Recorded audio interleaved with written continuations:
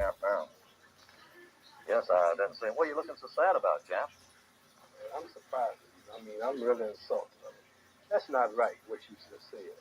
What do you mean, what I just said? I mean, I'm getting a drink of water. I'm late getting home, but you talk. I said something about the greatest heavyweight champ, man. I'm a hometown man, and you talking about Joe Louis, man. Joe Louis wouldn't be nothing for me. Joe, I tell you, Joe, do you think you would have stood a chance with me? Well, Clay, one time during my career, I was on a Formula One tour. I would have been a bum because compared to you. Well, you've been on the tour.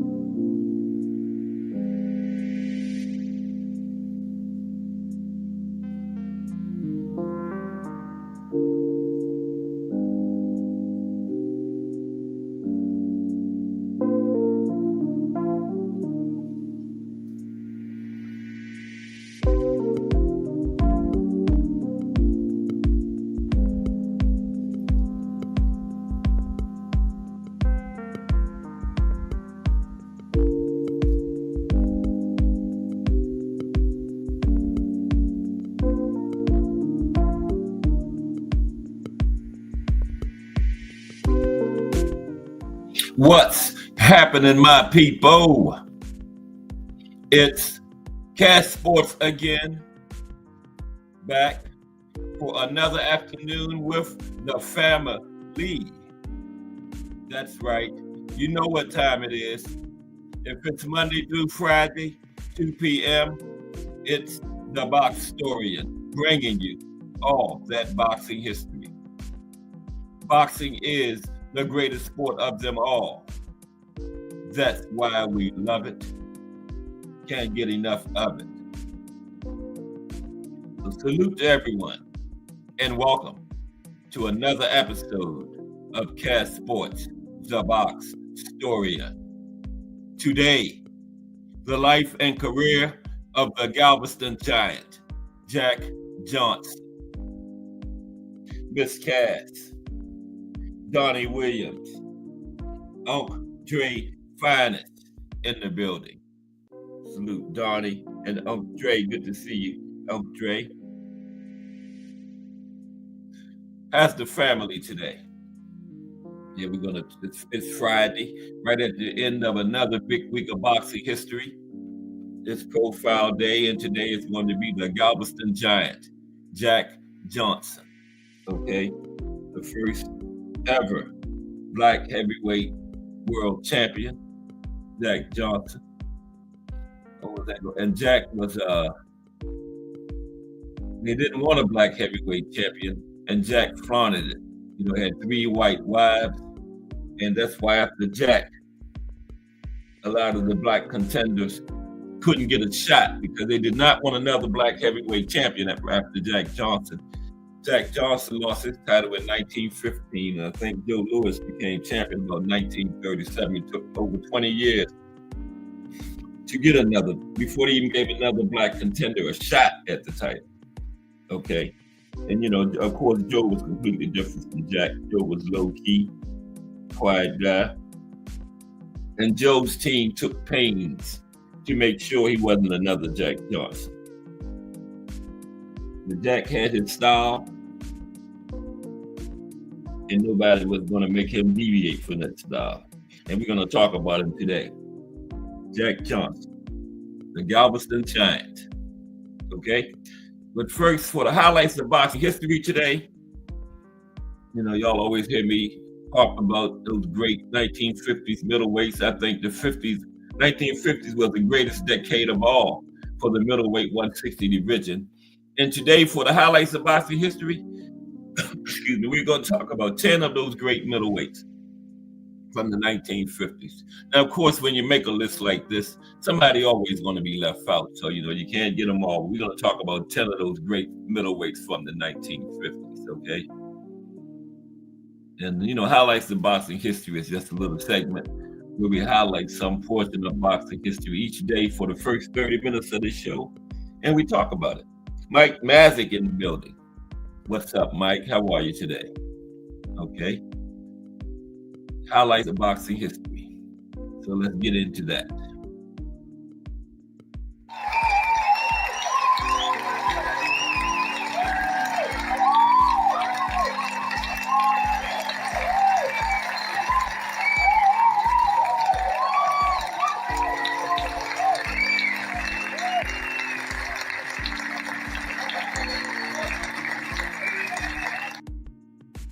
Yeah, we got Dre Finest in the building today. Always good to see Dre Finest in here. Very knowledgeable boxing person.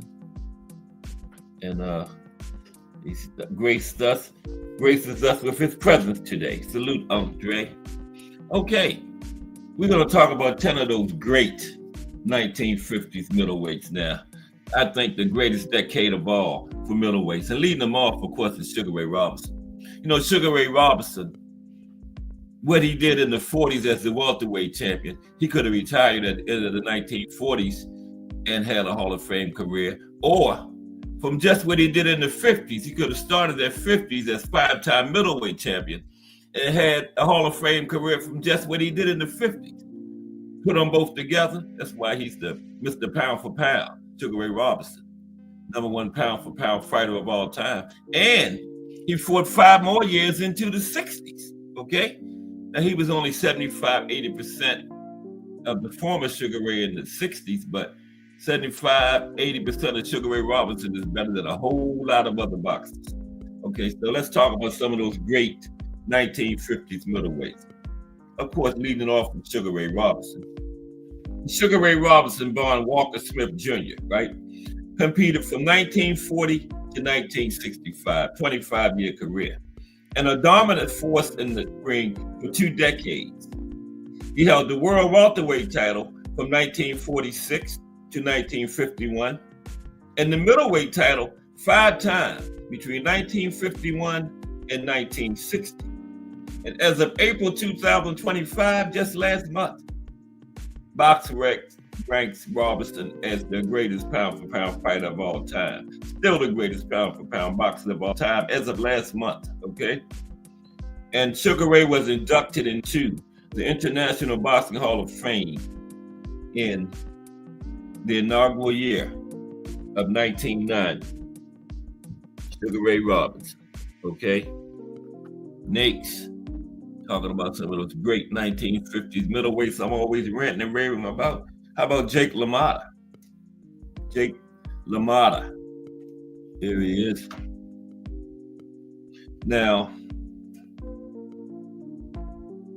Giacobbe Jake LaMotta, nicknamed the Raging Bull and the Bronx Bull. Now, that came about because when the guy wrote the movie, Jake was known as the Bronx Bull, but the guy said everybody didn't know what didn't know about the Bronx, New York, where Jake was from. So he changed his name to the Raging Bull in the movie. Okay. Now Jake was a world middleweight boxing champion from 1949 to 1951. Had those 6 fights with Sugar Ray Robinson. Now, Sugar Ray won 5 of the 6, but that is very misleading because it wasn't one-sided at all. You know, Jake was very competitive in all those fights, and I think he won 3 of them. I think it should have been 3-3, okay? But a couple robberies in there. And yeah, Sugar Ray won 5 out of 6, but that's very misleading. Okay. Now, Jake was born, like I said, Giacobbe LaMotta in the Bronx in 1922. He grew up in poverty and had trouble with the law early in his life.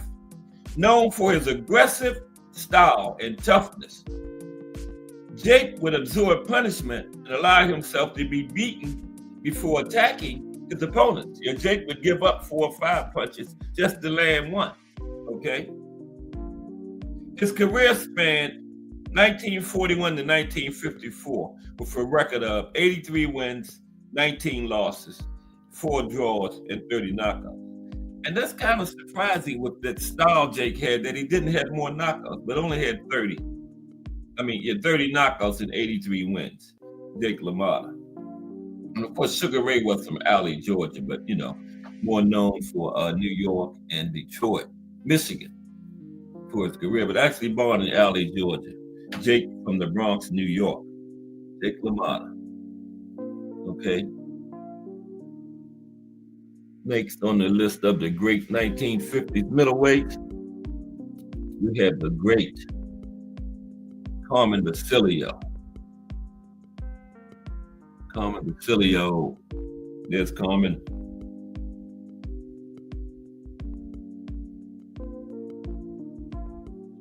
Now, Carmen Basilio was a New York-born fighter and 2-time world champion, holding both the welterweight and middleweight titles. The son of an onion farmer, Basilio turned pro in 1948 after an honorable discharge from the Marine Corps. His professional debut was a knockout victory over Jimmy Evans in 3 rounds. In 1955, Carmen defeated Tony DeMarco to win the welterweight title and was named Fighter of the Year for that year, 1955, Carmen Basilio. Al Booger in the building. Yeah, I'm glad you're here early, Al Booger, because we got Jack Johnsonn today. It's Al Booger's guy, and I know Al Booger going to be following along this profile with me. They're going to drop some valuable information in the chat. I'm counting on it. Al Booger always dropping valuable information in the chat, but I know we're going to get some today. He knows about Jack Johnsonn. I know he's going to be following along with me. And he's here early, too. I was hoping he would be, and there he is. Salute, Al Booger. But first, we're talking about some of these great 1950s middleweights, okay? Yeah, Carmen won Fighter of the Year in 1955. Next, Gene Foreman. Okay, Gene Foreman had a win over Sugar Ray Robinson. Yes, he did. They fought 3 times. Okay, Gene got a win in there. And yeah, Carmen Basilio was from Canastota, New York. And he had a record of 56 wins, 16 losses, 7 draws, 27 knockouts. Okay. There's Gene Foreman on the right, fighting Sugar Ray Robinson right there, as a matter of fact. Gene Foreman.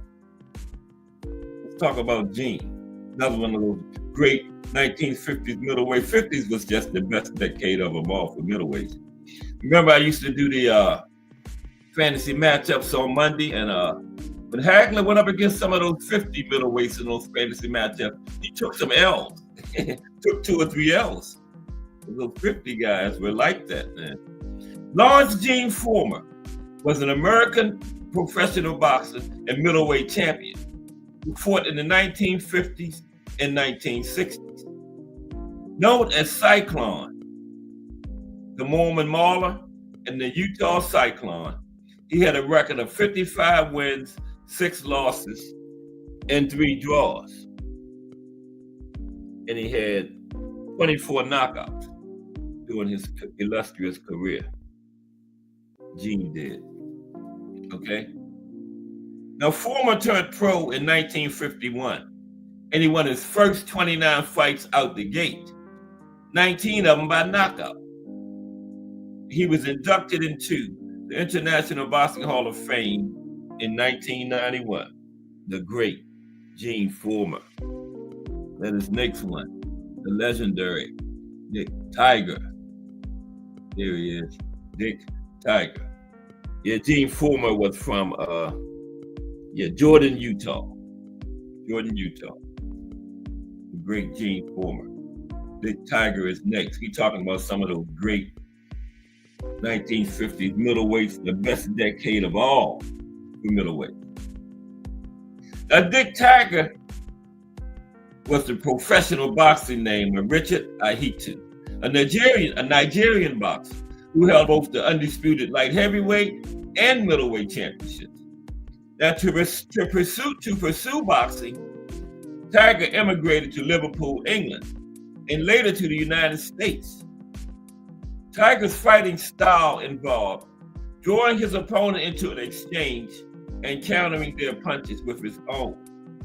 In 1965, Tiger regained the crown with a point win in a rematch with Joey Giardello, who's also on this great middleweight list. Now, Dick Tiger was from Amagbi, Nigeria. He had 60 wins, 19 losses, 3 draws, 27 by the knockout route. Okay? This is the British boxer, Randy Turpin. He had a win against the great Sugar Ray Robinson, too. Randy Turpin. These are some of those great 1950s middleweights. Y'all know how I'm always ranting and raving about these guys. For the highlights of boxing history today, why don't we talk about it? Leads into the great Jack Johnsonn, the Galveston Giant, coming right up. Okay?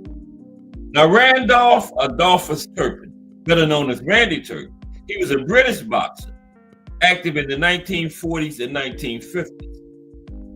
In 1951, Turpin became world middleweight champion when he defeated Mr. Pound for Pound himself, Sugar Ray Robinson.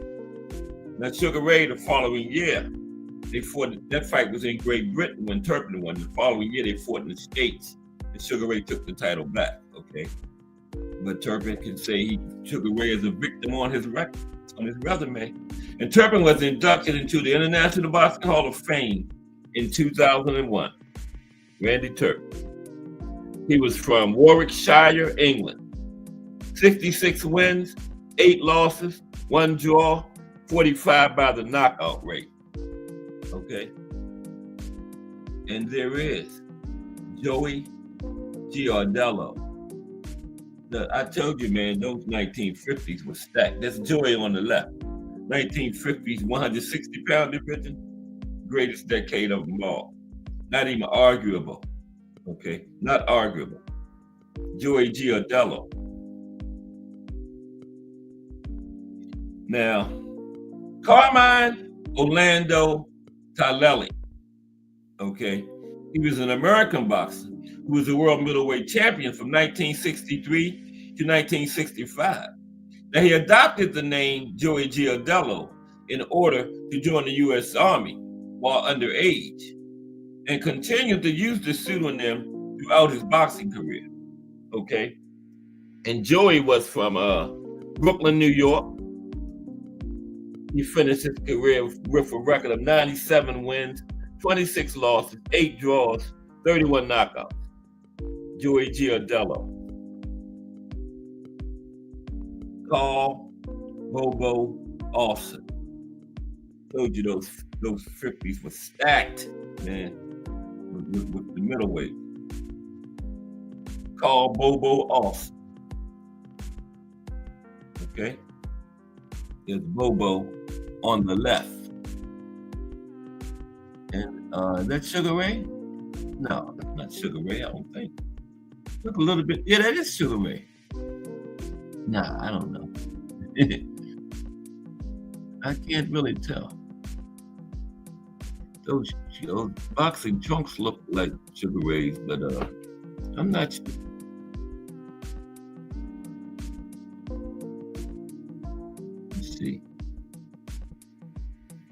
Yeah, I believe that is Sugar Ray that Bobo. 'Cause he did fight Sugar Ray.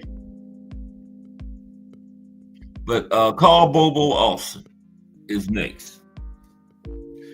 Now, he was the world middleweight champion between October 1953 and December 1955. The longest reign of any champion in the middleweight division during the 1950s. 2 years. That's how competitive it was. 2 years was the longest reign anybody held the belt. And it was Bobo, okay? Now, his nickname Bobo was based on his younger sister's mispronunciation of brother, okay? Little sister couldn't pronounce brother, so she called him Bobo, and it stuck throughout his boxing career. Called Bobo off. It was great 1950s middleweights. And Bobo was from Honolulu, Hawaii.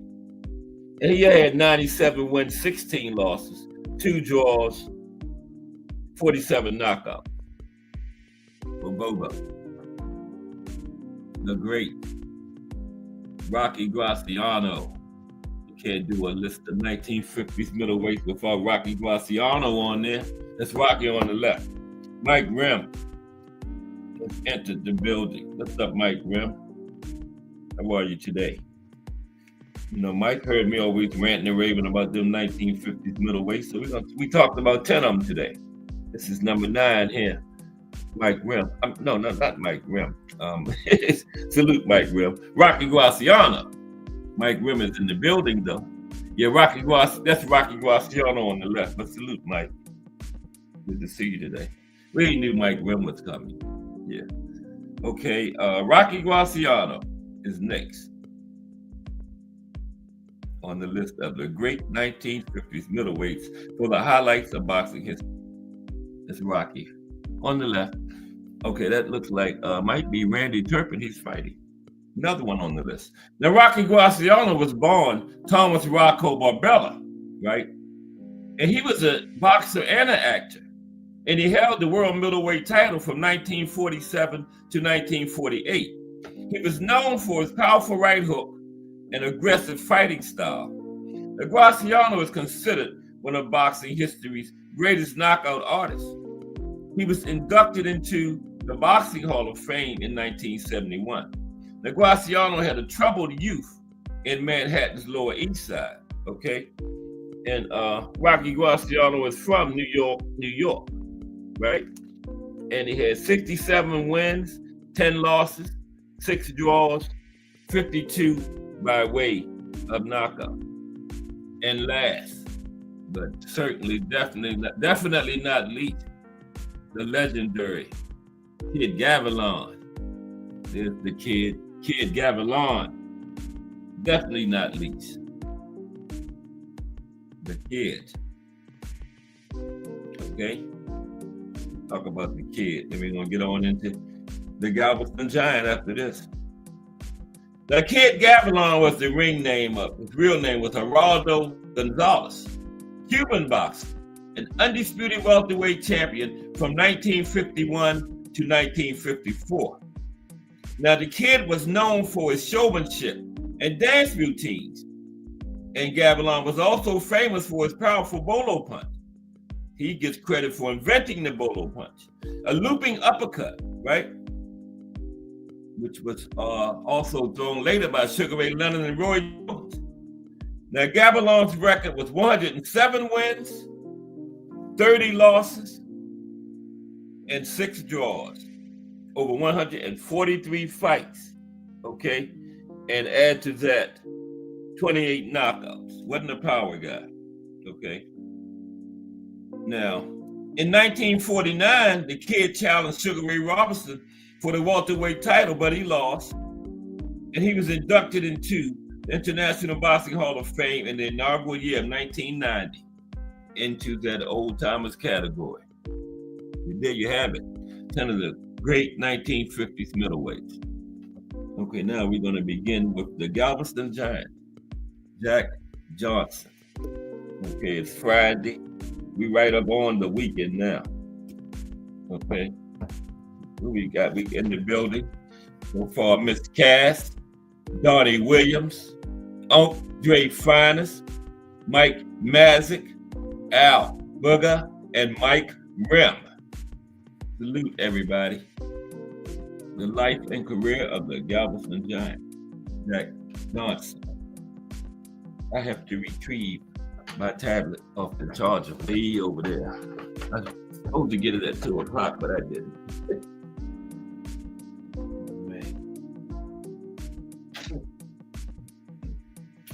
Blame it on Miss Cass. She was talking to me like 1 minute to 2 and made me forget. But I got it now. Okay. But how's everybody ready? We got, do we have a card tonight? I know we got 4 or 5 cards this weekend. Like I said, no big names, but it's boxing. We got DB3 coming up next month. He's Sean and his 2 brothers and big top rank card. Troy Isley on it, Abdullah Mason. Abdullah making a big step up in that one. He's taking on Jeremiah Nakathila, right? Nakathila has become sort of a gatekeeper. He fought Murat Tyler, got stopped. I believe it was the 2nd round, wasn't it, against Murat Tyler? Yeah.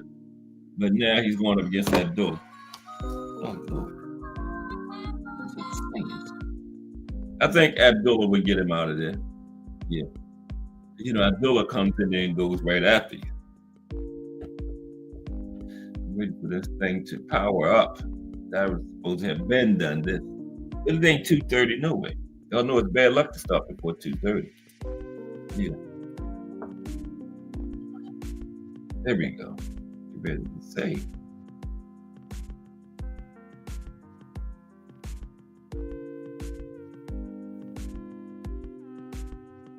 Okay, let me see. I got 100%. Mm-hmm. Beautiful. 100%. Jack Johnsonn from Galveston, Texas. And you know, all this time we've been doing, I was surprised I had never done Jack Johnsonn, but I checked, I didn't. I was like, wow.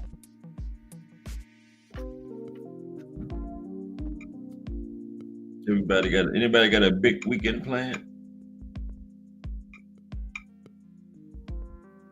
I'm just planning on watching some boxing. Everybody talking about the Devin and Ryan fight and lost some luster. After Devin took playing it safe to another level and made sure he won to keep the fight on track, and then Ryan went in there and lost. Yeah. Devin pretty much ran around the outside of the ring for 12 rounds. He wouldn't let Jose Ramirez get near him. He wanted Ryan again, but Ryan messed the money up. But Turkey Ali Sheik said he still wants to do it, you know. So I don't know. We'll see what happens with that. The Devin and Ryan rematch. But Rolly was ready. You know, Rolly heard all of the people not giving him a chance. That was like a kind of like a incentive for Rolly, you know. I didn't give him a chance. I had Ryan stopping him. I sure did. Like 7-ish round in there somewhere.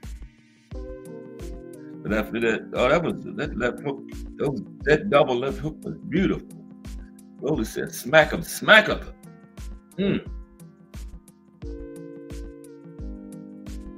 And was playing defense. You know how Rolly usually swings and leaves himself wide open. No, Rolly was defensive responsible. Saturday, was it this past Saturday? That seemed like 2 months ago now. But yeah, you know, he was keeping that left hand up by his face, or he was bringing it back fast, you know, protecting himself. I was like, go ahead, Rolly. Silas has done a great job with him. Okay. All right, 2:30. I was just trying to kill time. Bad luck to start before 2:30. Okay, let's get into it. The life and career of the Galveston Giant, John Arthur Johnsonn, first ever black heavyweight champion. Okay. Held the colored heavyweight title before that.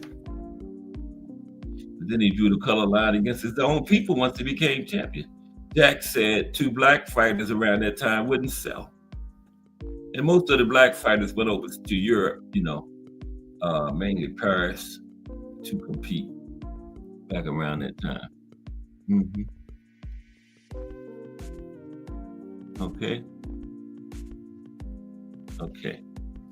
Now,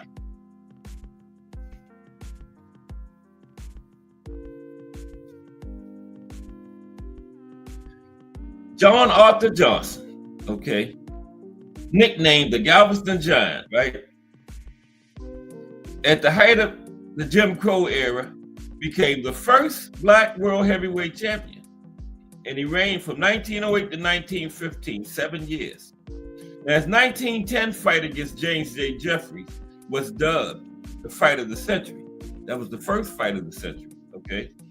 And Johnsonn defeated Jeffries, who was white, triggering dozens of race riots across the United States. According to filmmaker Ken Burns, for more than 13 years, Jack Johnsonn was the most famous and the most notorious African American on earth. He is widely regarded as one of the most influential boxers in history. Transcending boxing, he became part of the culture and history of racism in the United States. Yep, the Galveston Giant, John Arthur Johnsonn, better known as Jack Johnsonn. Now, Jack fought at heavyweight his entire career, of course. He was 6'1.5" tall, had a 74-inch reach, fought in the orthodox stance, had a total of 94 fights in his professional career, of which he won 68. He lost 11. He had 10 draws and 4 no contests. And that's 93. Okay. Becker's kind of sketchy. He won one off. But he won 68, lost 11, 79, had 10 draws, 89, 4 no contests, 93. Okay, Jack Johnsonn.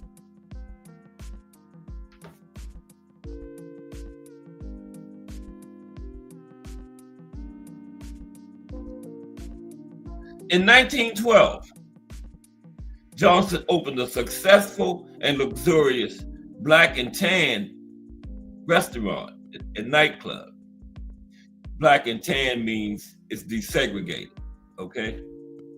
That was the slang name for a desegregated establishment back at that time was called Black and Tan, right? Which in part was run by his wife, a white woman. The major newspapers of the time soon claimed that Johnsonn was attacked by the government only after he became famous as a black man, married to a white woman. It was linked to other white women, okay? That's when the government got on him, right? Now, Johnsonn was arrested on charges of violating the Mann Act, with forbidding one to transport a woman across state lines for immoral purposes. A racially motivated charge that embroiled him in a controversy for his relationships, including marriages. Now, sentenced to a year in prison, Johnsonn fled the country, right? And fought abroad for 7 years until 1920, when he served his sentence at the federal penitentiary at Leavenworth, Kansas. Now, Johnsonn continued taking paying fights for many years and operated several other businesses, including lucrative endorsement deals. Now, he died in a car crash in 1946 at the age of 68. Now, in 2018, Johnsonn was posthumously pardoned by U.S. President Donald J. Trump. Okay. Let's look at Jack's early life. Take a little look at his early life. Terrell Cameron. What's up, Terrell? Great to see you today, Terrell. We're gonna do a little profile on Jack Johnston today. This one is kind of long too. Kind of like the Floyd one. We had to finish Floyd that next Monday, remember? Terrell says Jack Johnston was a beast. And I believe every word for real. That's right, Terrell. We're going to talk about it. Now let's take a look at Jack's early life. Okay? Now, Jack Johnston was born on March 31st, 1878. The third child of 9, born to Henry and Tina Johnston, who were former slaves, who worked service jobs as a janitor. Father was a janitor, his mother was a dishwasher. Former slave parents, right? Now, his father had served as a civilian teamster of the Union's 38th Colored Infantry, right? He was described by his son as the most perfect physical specimen that he had ever seen. Although Henry had been left with a trophied right leg from his service in the American Civil War. Okay.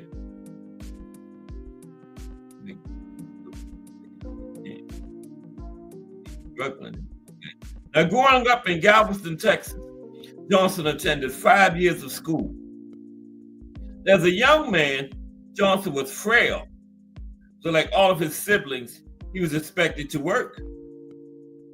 Now, although Johnston grew up in the South, he said that segregation was not an issue in the somewhat secluded area of Galveston, city of Galveston, as everyone living in the 12th Ward was poor, right? And they went through the same struggles, okay?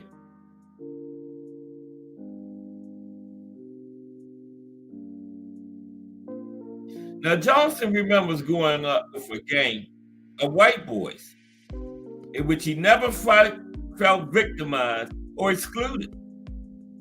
Now, remembering his childhood, Johnston said, as I grew up, the white boys were my friends and my pals.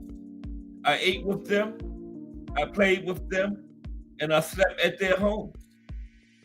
Their mothers gave me cookies, and I ate at their tables. No one ever taught me that white men were superior to me. He didn't start experiencing that until he won the heavyweight championship. Then he came in big time then, right?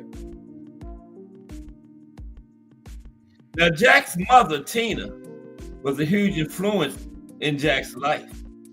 Now, when Jack was younger, he was known as a coward, and his sister Lucy would protect him. After Jack came home bruised and crying, his mother warned him that if he were to get beat at school, then she would whip him worse at home.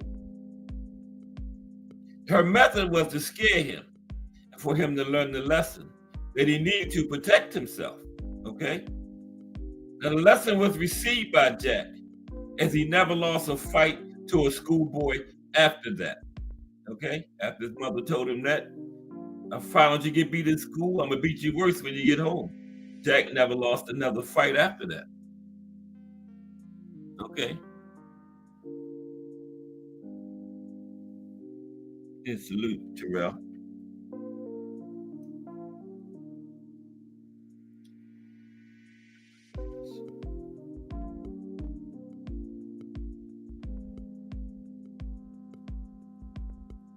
There we go. Oh, goodness. I was back to where I wanted to be and went right past. I'm always hitting buttons. Bear with me for a minute, please. That was my fault.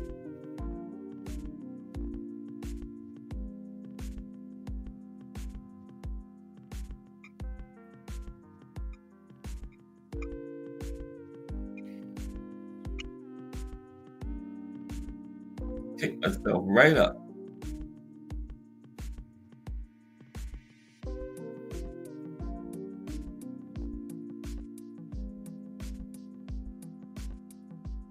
Bear with me.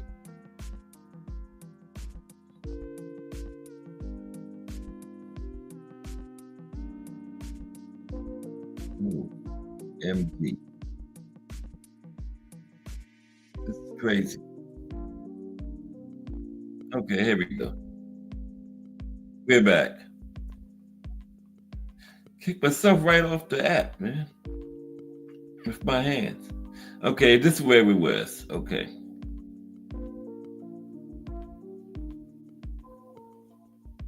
Now, after Johnsonn quit school, he began a job working at the local docks. He made several other attempts at working other jobs around town until one day he made his way to Dallas, finding work at the racetrack, exercising horses. Now, Jack stuck with this job until he found a new apprenticeship with a carriage painter by the name of Walter Lewis. Now, Lewis enjoyed watching friends spar, and Johnsonn began to learn how to box. Okay? Now, Jack later declared that it was thanks to Lewis that he became a boxer. At age 16, Johnsonn moved to New York City and found living arrangements with Barbados Joe Walcott, who was a welterweight fighter from the West Indies. Now, Johnsonn again found work exercising horses for the local stable until he was fired for exhausting a horse. Now, on his return to Galveston, he was hired as a janitor at a gym owned by German-born heavyweight fighter Herman Bernard. Johnsonn eventually saved enough money to buy boxing gloves, sparring every chance he got. Okay? At one point, Johnsonn was arrested for brawling with a man named Davy Pearson, a grown and toughened man who accused Johnsonn of turning him into the police over a game of craps. Now, when both of them were released from jail, they met at the docks, and Johnsonn beat Pearson before a large crowd. Johnsonn then fought in a summer boxing league against a man named John Must-Have-It Lee. Now, because prize fighting was illegal in Texas, the fight was broken up and moved to the beach, where Johnsonn won his first fight and a prize of $1.50. Okay, that's how he got into boxing.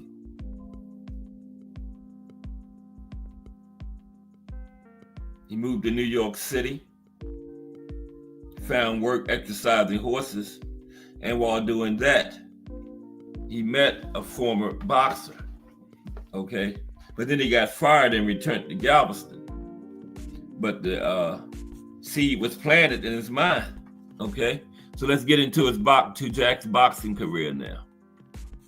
Boxing career for Jack Johnsonn.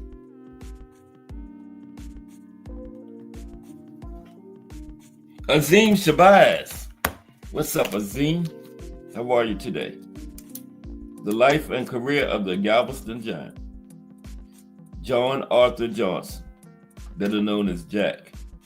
First ever black heavyweight champion in boxing. Now, he wasn't the first black champion, though. That was George Dixon, a Canadian. And the first black American champion was Joe Gans, who was a lightweight. Jack was the first black heavyweight champion. Probably the third black champion overall. Okay.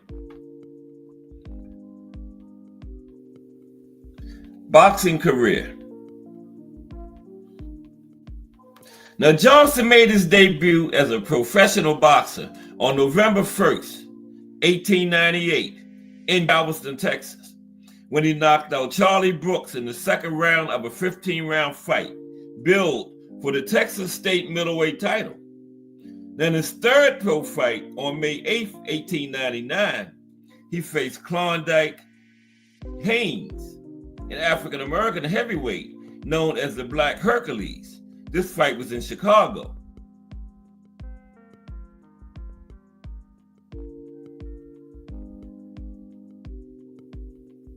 Now, Klondike, who had declared himself the black heavyweight champion, won on a technical knockout in the 5th round of scheduled 6th round.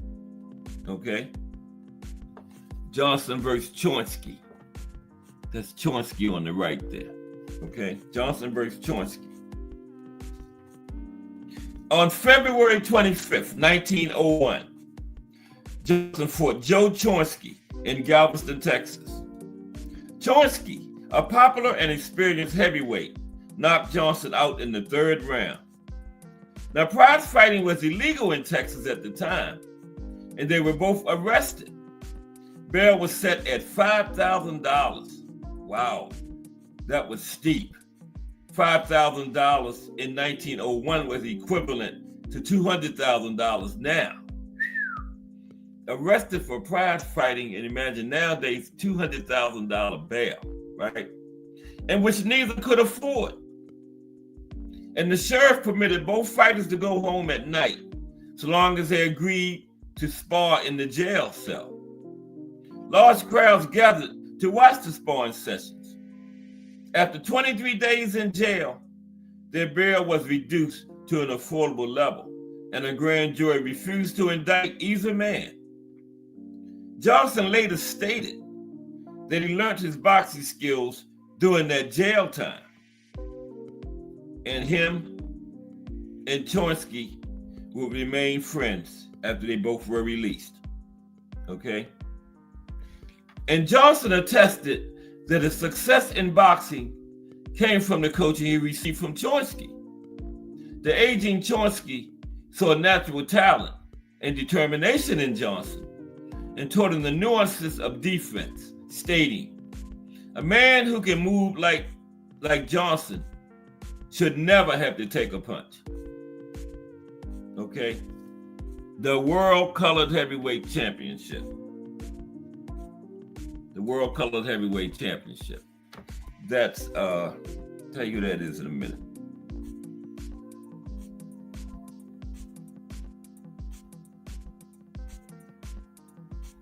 By 1903, that's Denver Ed Martin, who he fought for his first title, the World Colored Heavyweight Championship, okay?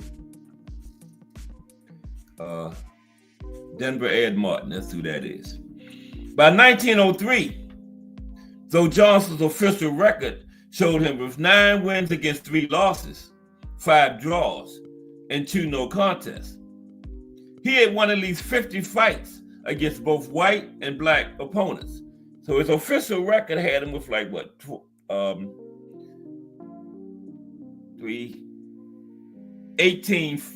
16 fights, 17 fights. He had actually won at least 50 fights against both white and black opponents, okay? Johnsonn won his first title on February 3rd, 1903, beating Denver Ed Martin on points in a 20-round fight for the World Colored Heavyweight Championship. Now, Johnsonn held the title until it was vacated when he won the World Heavyweight title from Tommy Burns in Sydney, Australia on Boxing Day, 1908. Now, his reign of 2,151 days was the 3rd longest in the 60-year-long history of the colored heavyweight title.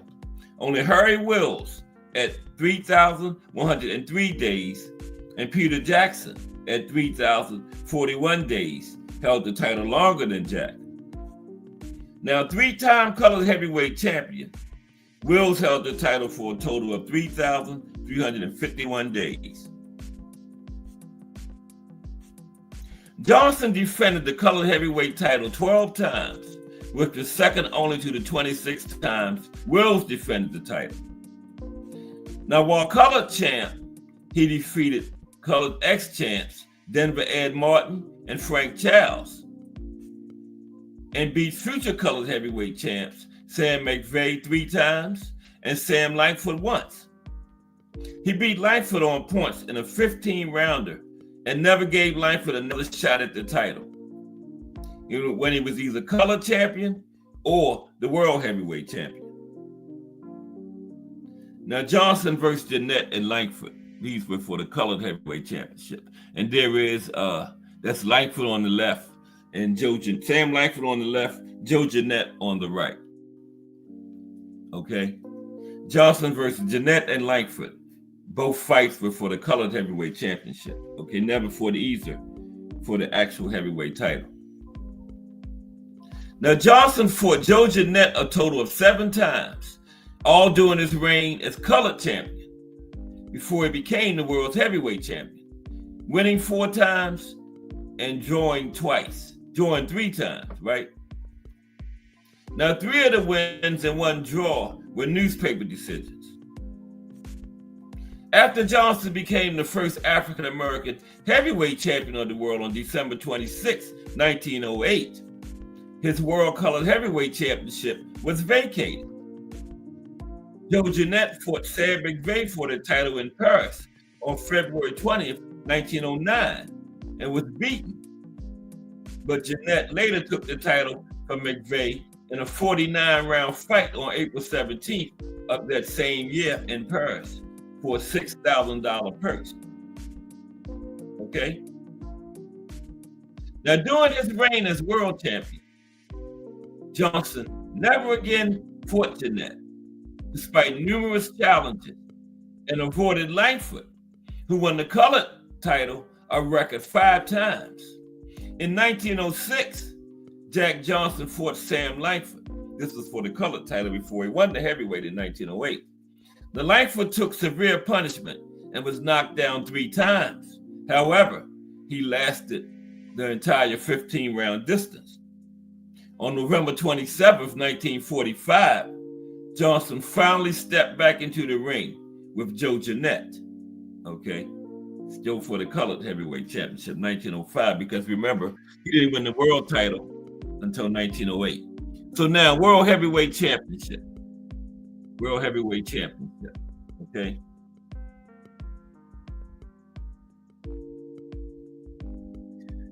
Johnson's efforts to win the World Heavyweight title were initially thwarted, as at the time, World Heavyweight Champion James J. Jeffries refused to face him and retired instead. However, Johnsonn did fight former champion Bob Fitzsimmons in early 1907 and knocked him out in 2 rounds. But Fitzsimmons was the former champion, so he still didn't get his title yet. Okay? So now, Johnsonn finally won the world title on December 26, 1908, a full 6 years after lightweight champion Joe Gans became the first African-American boxing champion. Johnson's victory over the reigning world champion Canadian Tommy Burns at the Sydney Stadium in Australia came after following Burns around the world for 2 years and taunting him in the press for a fight. Now, Burns agreed to fight Johnsonn only after promoters guaranteed Burns $30,000. Now, the fight lasted 14 rounds before being stopped by the police in front of over 20,000 spectators, and Johnsonn was named the winner.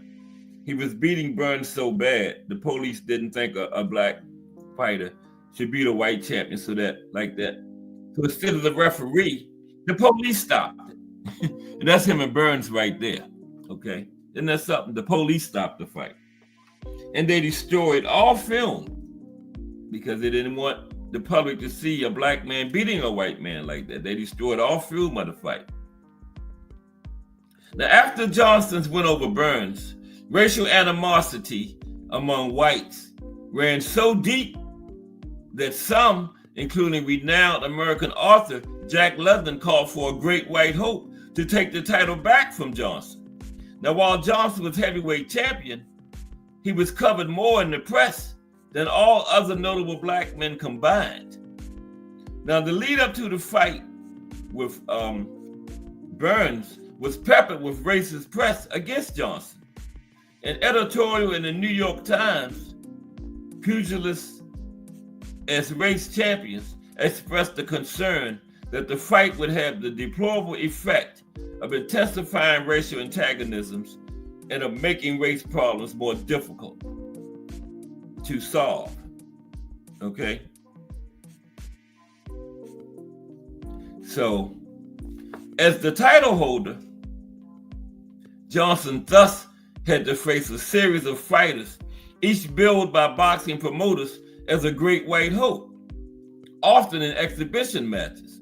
In 1909, he beat Tony Ross, Al Kaufman, and the middleweight champion, Stanley Ketchel. And him and Ketchel was actually friends. Ketchel and Johnsonn were friends. The fight with Ketchel was originally thought to have been an exhibition. And in fact, it was fought by both men that way until the 12th round, when Ketchel threw a right to Johnson's head, knocking him down.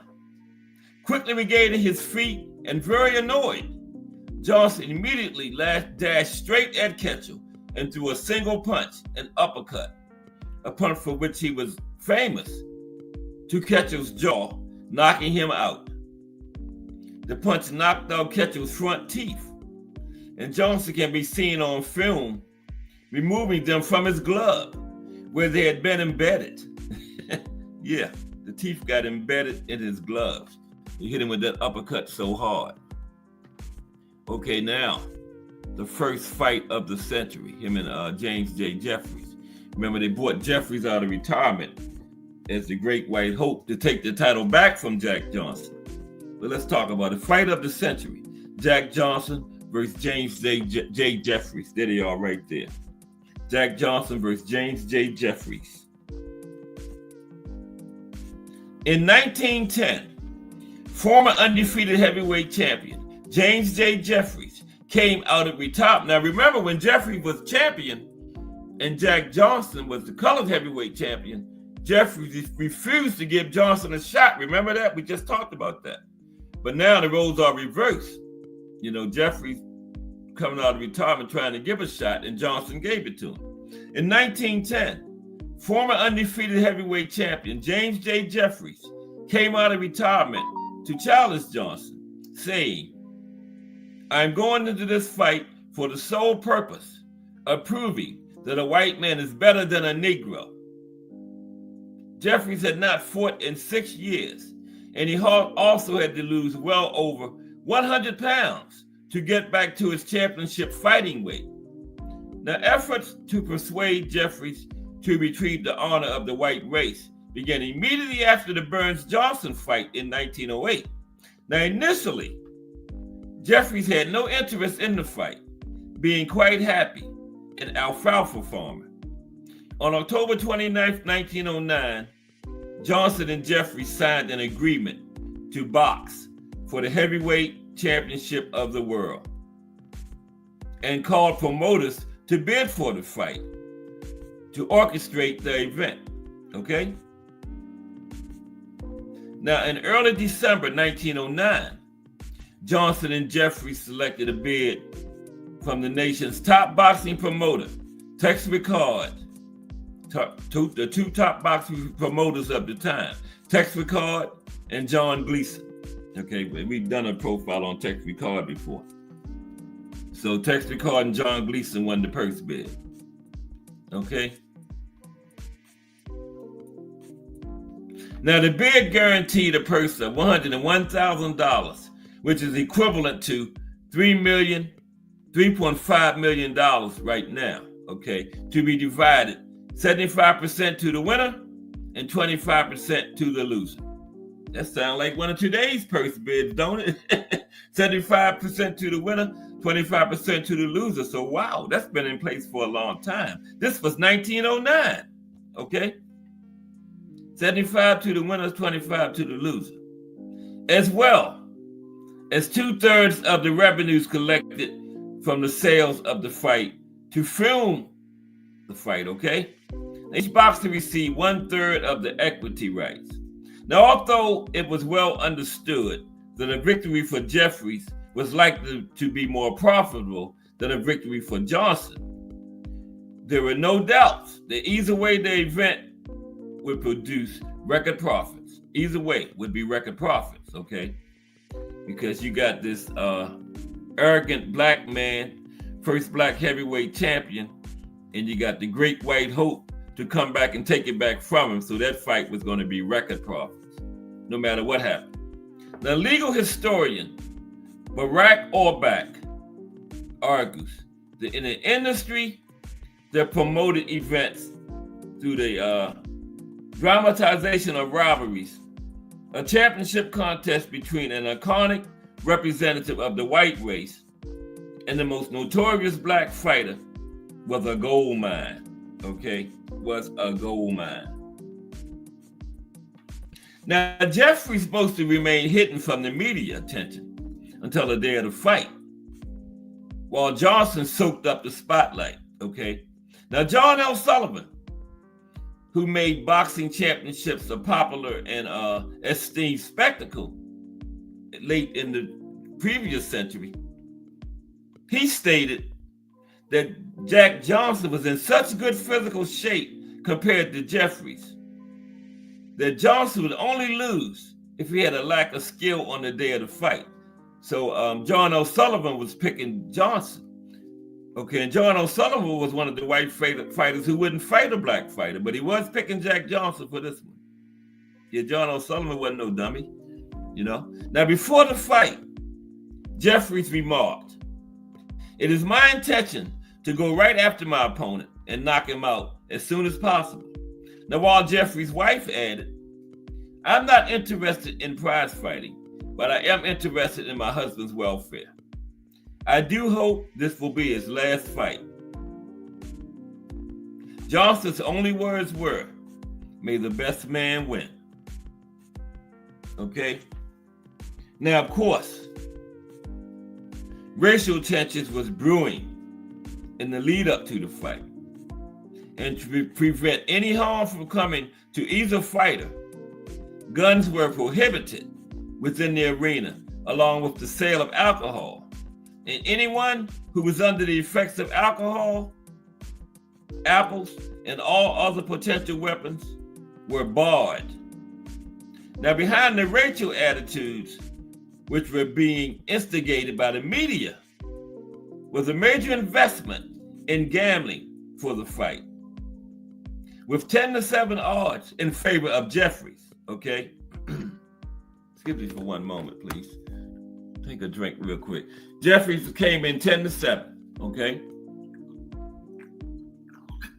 There was more people betting from the heart than the brain, though. John L. Sullivan told it. Only way Jack Johnsonn loses if he don't have no skills at all. But most of the people were betting from the heart instead of the brain. Jeffries came in at 10-7. Okay? Okay, let's move on. You know, gambling for the fight, 10-7 odds in favor of James J. Jeffries. Now, the fight took place on July 4th, 1910, in front of 20,000 people at a ring which was built just for the occasion in downtown Reno, Nevada. Now, Jeffries proved unable to impose his will on the younger Johnsonn, right? And Johnsonn dominated the fight. By the 15th round, after Jeffries had been knocked down twice for the first time in his career, Jeffries' corner threw in the towel to end the fight and prevent Jeffries from having a knockout on his record. Yeah, so they stopped the fight so he wouldn't get knocked out. They rather have the TKO by the corner, okay? He had never been knocked down in his career. He had already been knocked down twice, so his corner stopped the fight. And plus, it was a black man doing it, so they definitely didn't want that. So they stopped it before he got knocked out, because that was on the way to happening, okay? It was 20 rounds, it was only 15, and Jack was dominating, so Jeffries' corner stopped it before Jack knocked him out. Now, Jack Johnsonn later remarked, he knew the fight was over in the 4th round when he landed an uppercut and saw the look on Jeffries' face, stating, "I knew what that look meant. The old ship was sinking look." Yeah, Jack said he saw the old ship was sinking look on Jeffries' face in the 4th round. Okay? Yeah. Afterwards, Jeffrey was humbled by the loss and what he had seen of Johnsonn in their fight. Jeffrey said, "I could never have whipped Johnsonn at my best, you know, even when he was in his prime before he retired." Jeffrey said, "I couldn't have hit him. I couldn't have reached him in 1,000 years." Now, the fight of the century earned Johnsonn $65,000, which today is equivalent to 2.2 million, okay? Over 2.2 million, you know, nowadays. And silenced the critics who had belittled Johnson's previous win over Tommy Burns as empty, claiming that Burns was a false champion since Jeffries had retired undefeated, right? Now, John O'Sullivan commented after the fight that Johnsonn won deservedly, fairly, and convincingly, okay? All right, so after the fight, the riots and aftermath. It's supposed to be a stick of dynamite right there, see, because it was like, woo. And the dynamite said something, but it's so small I can't read it. Let me see what the dynamite says.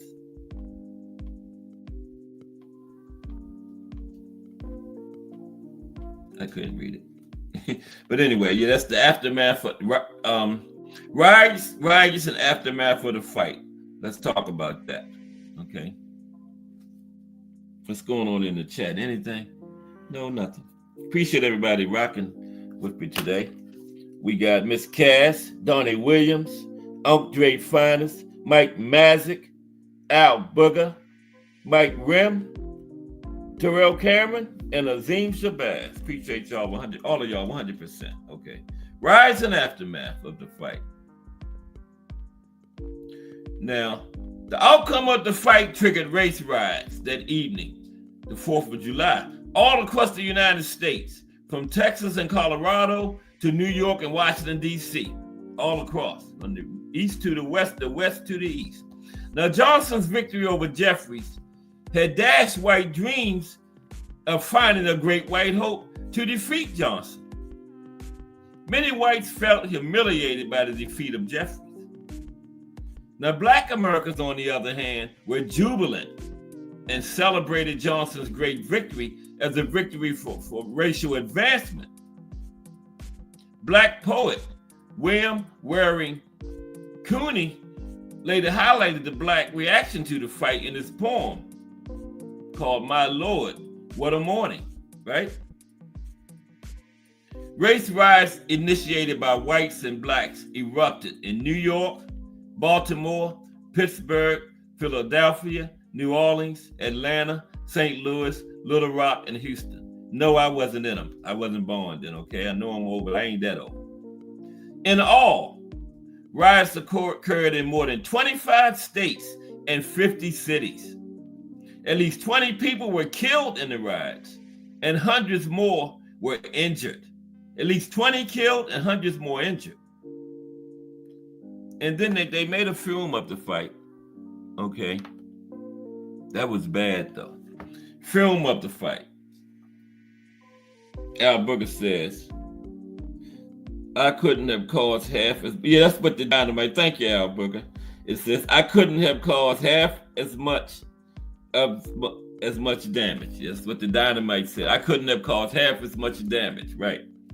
As a result of that fight did. Thank you, Al Booger. Okay. Now, film of the fight.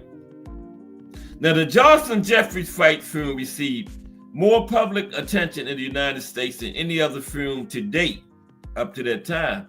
And for the next 5 years until the release of The Birth of a Nation. Yeah. In the United States, many states and cities banned the exhibition of the Johnsonn-Jeffries film, right? Many states banned the film. And the movement to censor Johnson's victory took over the country within 3 days after the fight. Yeah. 2 weeks after the fight, former President Theodore Roosevelt, an avid boxer and fan, wrote an article for The Outlook in which he supported banning not just moving pictures of boxing matches, but a complete ban on all prize fights in the United States. He cited the crookedness and gambling that surrounded such contests. And the moving pictures have introduced a new method of money getting and of demoralization. But that was going on before the Johnsonn-Jeffries fight, Teddy. Well, all of a sudden you want to do all that now. Yeah. Teddy was a known racist anyway, though. You know, yeah. In 2005, The film of the Jeffries Johnston Fight of the Century was entered into the United States National Film Registry as being worthy of preservation. Okay? Now, the 6 fights for which the major films were made starring Johnston were Johnston Burns, Johnston Ketchel, Johnston Jeffries, Johnston Flynn, Johnston Moran, Johnston Willett. Okay? Now this gets interesting now. Now, Johnston maintaining the color bar. Okay? Because remember, all the white heavyweight champions of the time wouldn't fight the black fighters. So now we got this black man as a world heavyweight champion. A lot of black fighters start thinking, we're going to get our shot now. One of us finally got the title. But nope, didn't happen. Maintaining the color bar. Now, the color bar remained in effect even under Jack Johnsson, a black man. Once he was the world's heavyweight champion, Johnston did not fight a black opponent for the first 5 years of his reign. He denied fights to black heavyweights Joe Jeanette, one of his successors as colored heavyweight champion, Sam Langford, who beat Jeanette for the colored title, and the young Harry Wills, who was colored heavyweight champion during the last year of Johnston's reign as world's heavyweight champion. Black fighters were not given a chance at the title because Johnston maintained that he could make more money fighting white boxers. In August 1913, as Johnston neared the end of his reign as world heavyweight champion, there were rumors that he had agreed to fight Langford in Paris for the title, but it did not happen. Johnston alleged that Langford was unable to raise the $30,000 for his guarantee.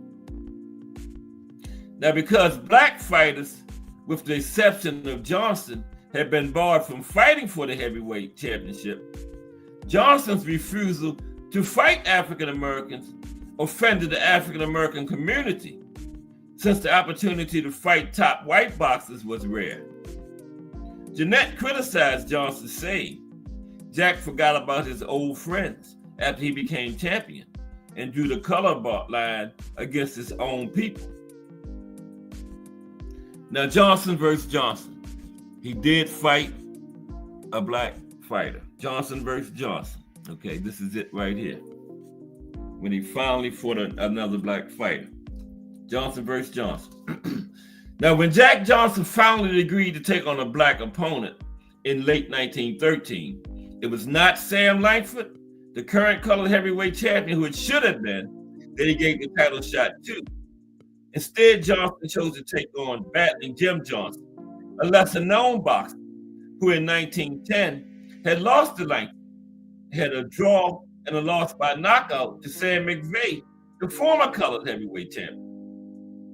Now, battling Jim Johnston fought former colored champ Joe Jeanette 4 times between July 19th, 1912 and January 21st, 1913, and lost all 4 fights.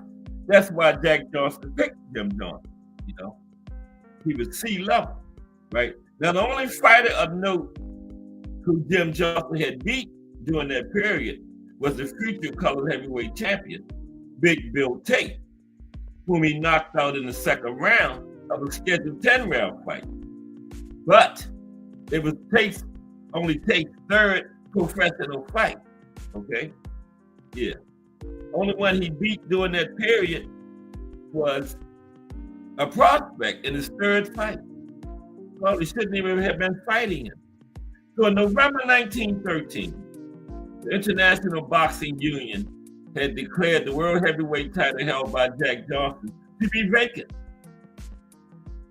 The fight, scheduled for 10 rounds, was held on December 19th, 1913 in Paris. It was the first time in history that 2 black fighters had fought for the World Heavyweight Championship. Okay? First time 2 black fighters had fought for the championship. Now, Jack Johnston, a heavyweight champion, and battling Jim Johnston, another black fighter, both from Galveston, Texas, met in a 10-round contest in Paris, which ended in a draw. Now, the spectators loudly protested throughout that the men were not fighting and demanded their money back. Many of them left the hall, right, during the fight. The organizers of the fight explained the fiasco by asserting that Jack Johnson's left arm was broken in the 3rd round. There's no confirmation of a report that Jack Johnsson had been stabbed, and no evidence at the ringside of such an incident. During the first 3 rounds, Johnsson was obviously playing with his opponent. After that, it was observed that he was only using his right hand. When the fight was over, Johnsson complained that his arm had been injured. Doctors who made an examination certified to a slight fracture of the radius of the left arm. And the general opinion is that his arm was injured in a wrestling match early in the week, and that a blow tonight caused the fracture of the bone, okay? Now, because of the draw, Jack Johnsson kept his championship.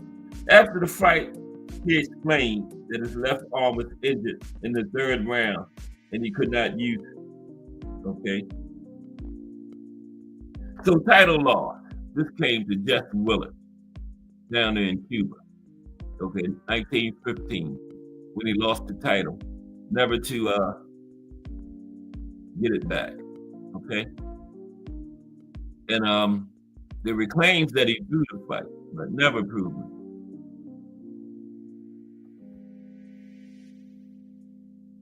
Never proven. But there were claims that the fight was thrown, okay? Wow, 317. Okay, yeah, this is title loss. That's him and Jess Willard right there. Okay. Jess Willard was like 6'7", something like that. But title loss.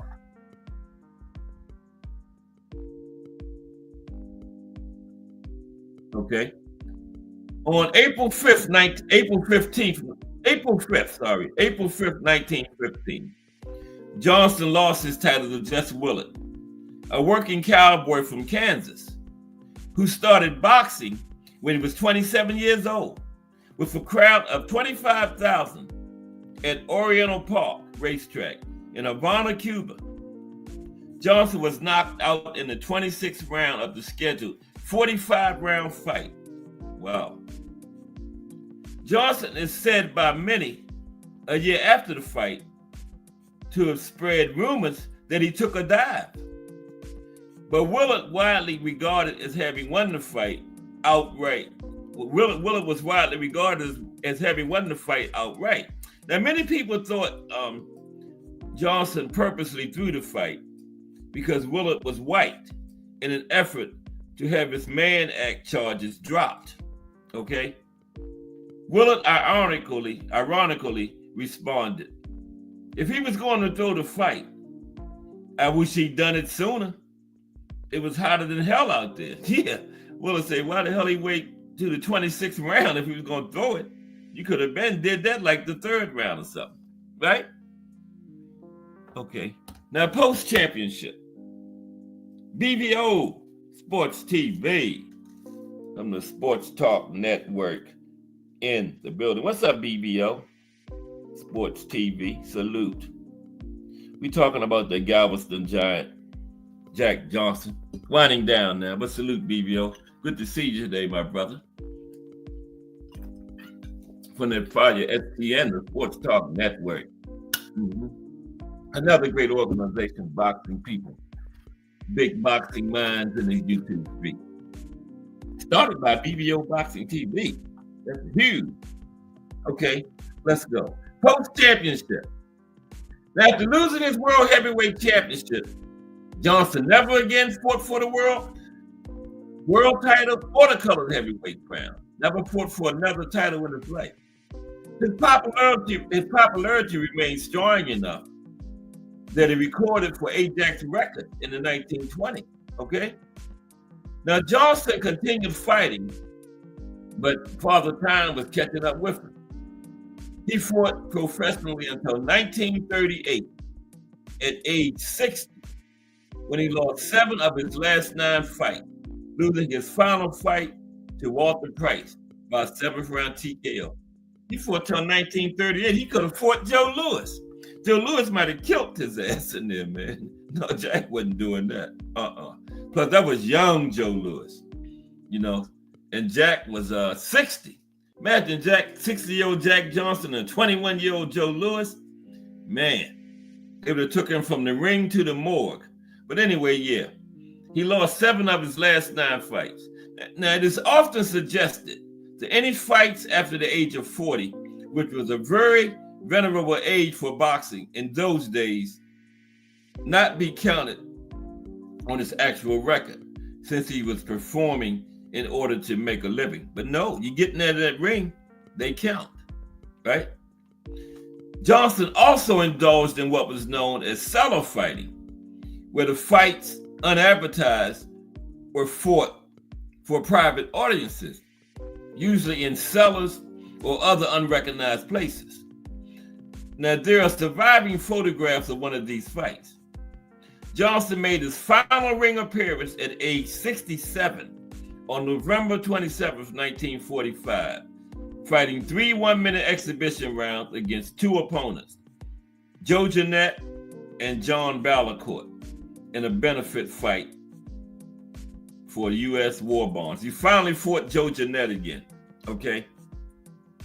Yeah, and 67, he died the next year at 68. Let's take a look at Jack's boxing style. We winding down there. Jack's boxing style. Yeah, Al Booker, Joe Louis would have killed him in there, man. Jack was 60. Now, prime Jack and Joe Louis, that'd be a barn burner, but 60 years, and Joe was like early 20s, 38, man. Yeah, I'm glad they didn't have that. They probably never even thought about that. Let's look at Jack's boxing style. Now, throughout his career, Johnsonn built a unique fighting style of his own, which was not customary in boxing during this period. Now, though he would typically strike first, he would fight defensively, waiting for his opponents to tire out, becoming more aggressive as the rounds went by. He often fought to punish his opponents over the course of the fight rather than going for the knockout. It would continuously dodge their punches. Now, Johnsonn would then quickly strike back with a blow of his own. Johnsonn often made his fights look effortless and as if he had much more to offer. But when pushed, he could also display some powerful moves and punches. There are films of his fights in which he can be seen holding up his opponent who otherwise might have fallen, right? And Jack would hold him up until they recovered. Personal life. We're winding down. Personal life for the Galveston Giant. Personal life. It's him and one of his, other one of his wife, this Jack. Now, Johnsonn earned considerable sums endorsing various products, including patent medicines, and had several expensive hobbies, such as automobile racing and tailored clothing, as well as purchasing jewelry and furs for his wives. Okay? He challenged championship racer Barney Oldfield to an auto race at the Sheep's Head Bay Brooklyn dirt track. Now, Oldfield easily defeated Johnsonn. Once, when he was pulled over for a $50 speeding ticket, he gave the officer a $100 bill, right?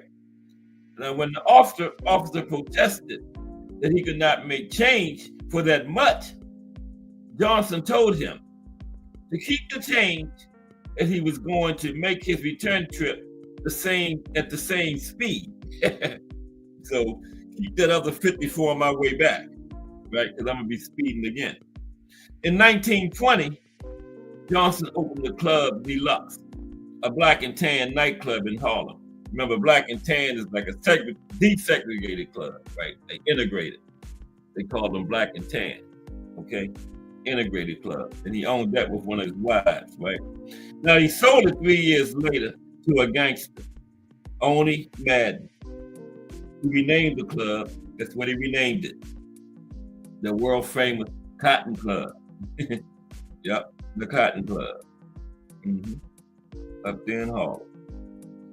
Now, Johnson's behavior was looked down upon by some in the African American community, especially by the Black scholar Booker T. Washington, who said it is unfortunate that a man with money should use it in a way to injure his own people in the eyes of those who are seeking to uplift his race and improve his conditions. Booker T said, I wish to say emphatically that Jack Johnson's actions did not meet my approval of the colored race. But I don't think Jack cared, Booker T. Jack didn't give a damn. You know, that's one thing about Jack Johnson. That's why Muhammad Ali said he could relate to Jack Johnson, because Jack stood on what he believed in, and he never backed down, right? Stood on principle. So that shit Booker T was talking went straight out the window. Jack didn't care about no Booker T watching what he was saying. You know, they just didn't. Now, Johnston flouted convention regarding his social and economic place, right, of blacks in American society. Now, as a black man, he broke a powerful taboo in consorting with white women and would verbally taunt men, both white and black, inside and outside the ring. Now, when asked the secret of his staying power by a reporter who had watched a succession of women parade into and out of the Champions hotel room, Johnston supposedly said, eat jellied eggs and think distant thoughts, okay? In 1911, Johnston, through an acquaintance, attempted to become a Freemason in Dundee, Scotland. He was initiated as an entered apprentice at Forlaw in Kincardine Lodge, number 225 in the city. However,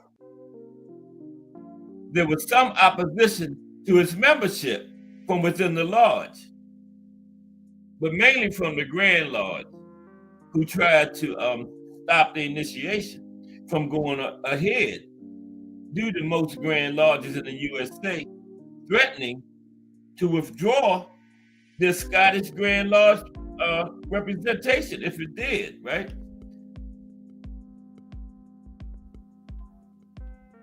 Now, in July 1912, too many big words. Now, in July 1912, Johnston opened an interracial nightclub in Chicago called Cafe des Champions.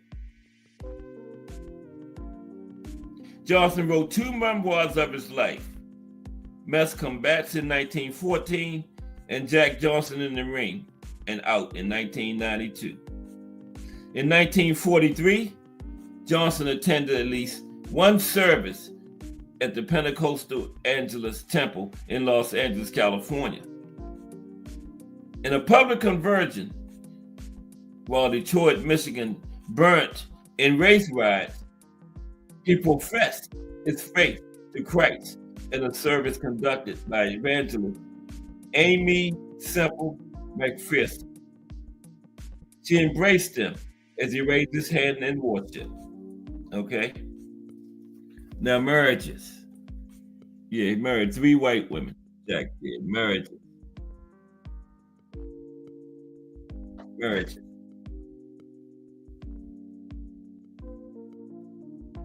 Yeah, Booker said, too bad, Booker. Yeah, Jack didn't care about that. Booker T was talking. Great man, Booker T, but Jack didn't care about that. Jack lived his own life, man. Wasn't worrying about no Booker T Wallace. Now, Johnston engaged in various relationships, including 3 documented marriages. All of his documented wives were white.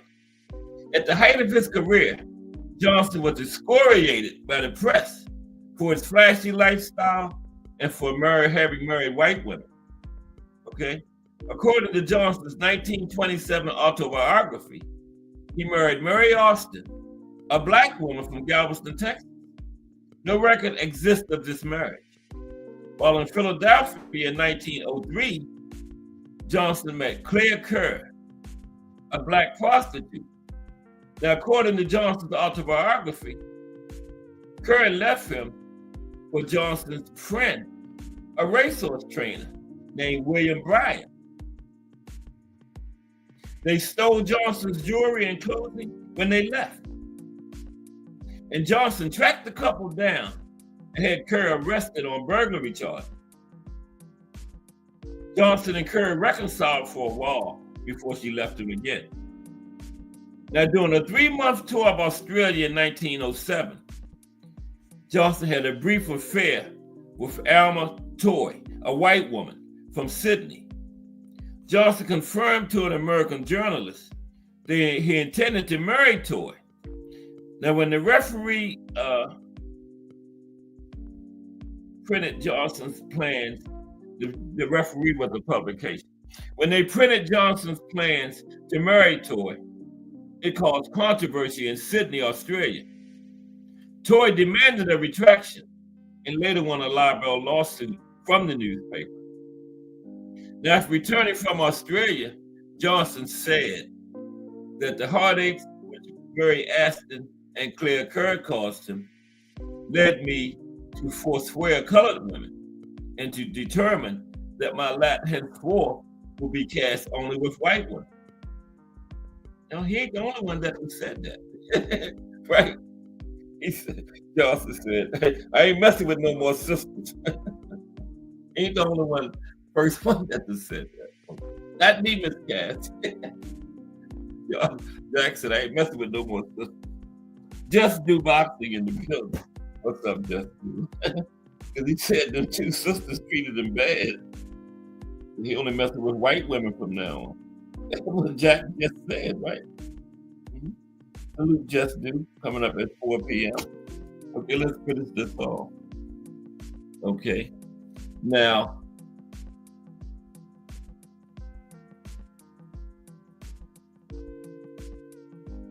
what is that?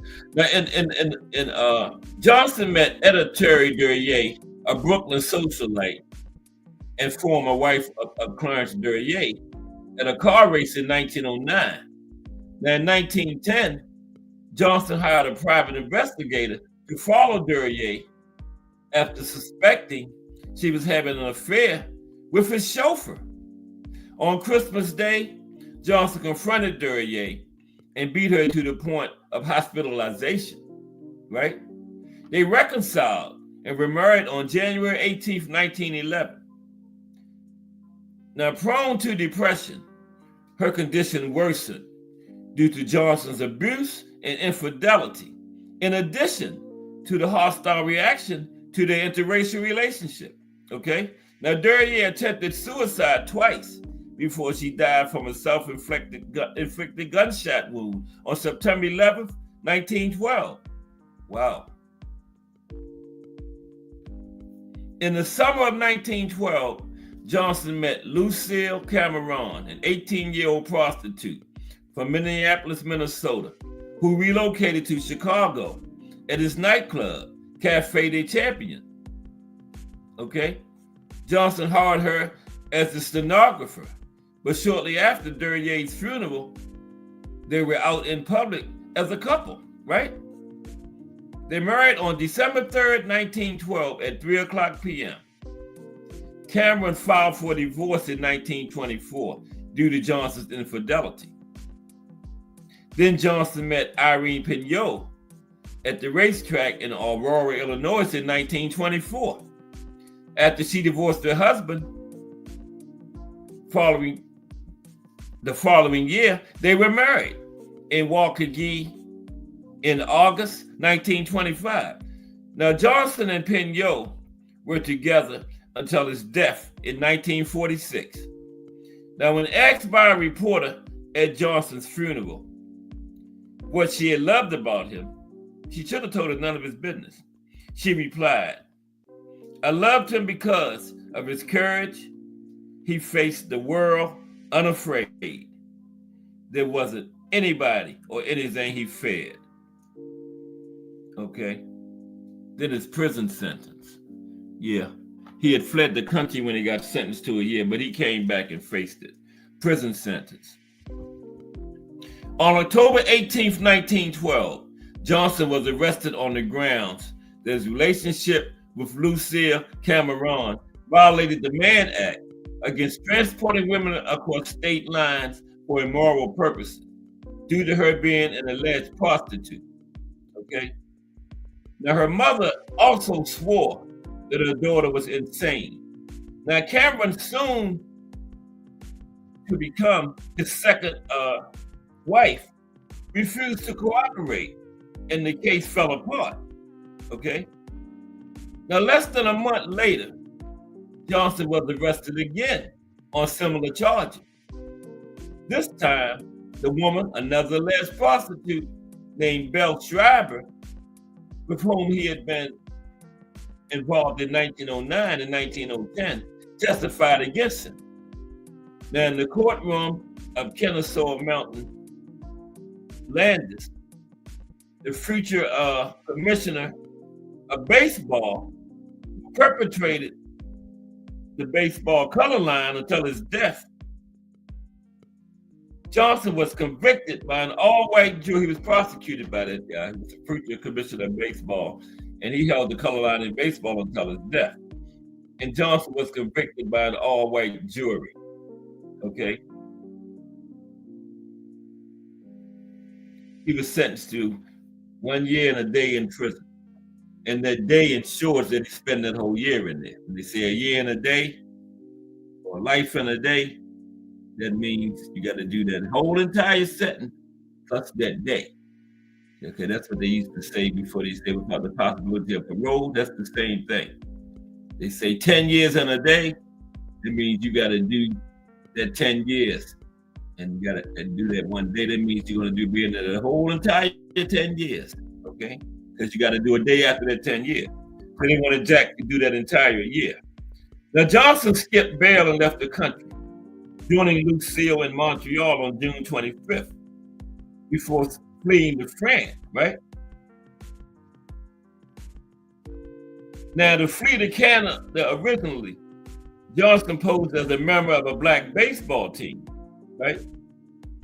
And him and Lucille lived in exile in Europe, South America, and Mexico for the next 7 years. Now, Johnsonn returned to the United States on July 20, 1920. He surrendered to federal agents at the Mexican border and was sent to the United States Penitentiary, Leavenworth, Kansas, to serve his sentence. In September 1920, he was released on July 9th, 1921. Presidential pardon. Okay, he did get pardoned.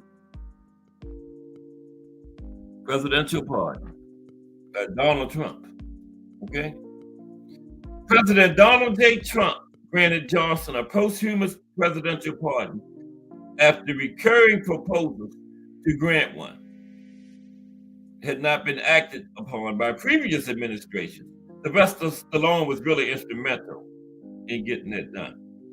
In April 2018, Trump announced that he was considering granting a full pardon to Johnsonn on the advice of actor Sylvester Stallone.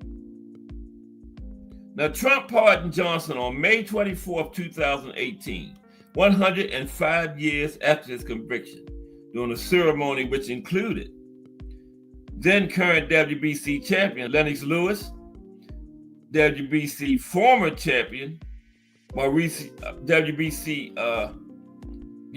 Lewis, Mauricio Suleiman, the WBC president, Linda Bell Haywood, Johnson's great niece, and Hector Suleiman, president of the Board of Advisors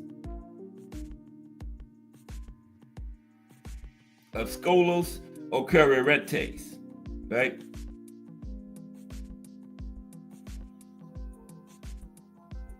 Yeah, Donald Trump finally partisan. Now, the monkey wrench.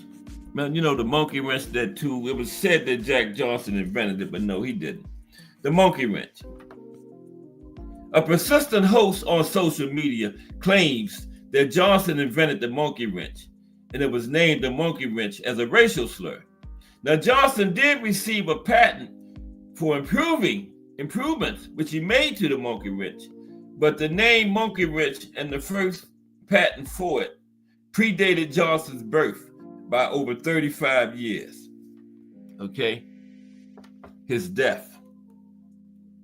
On June 10th, 1946, Johnston and a friend were en route to New York from Texas and visited a segregated diner when the diner refused to serve him.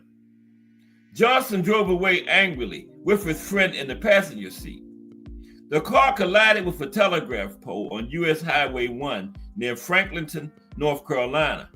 Now, while his friend survived the crash, Johnston suffered fatal injuries and died later that day at St. Agnes Hospital in Raleigh, North Carolina, which was the nearest black hospital, at 6:10 p.m.